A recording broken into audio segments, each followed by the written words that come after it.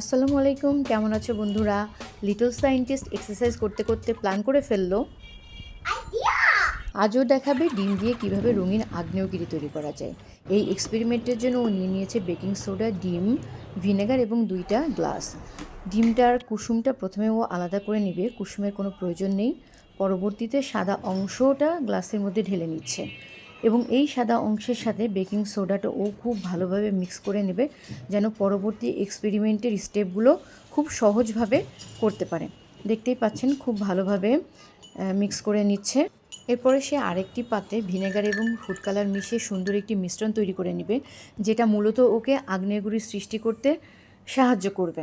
এবং food colour এবং অন্য একটি গ্লাসে রয়েছে বেকিং সোডা এবং ডিমের সাদা অংশ।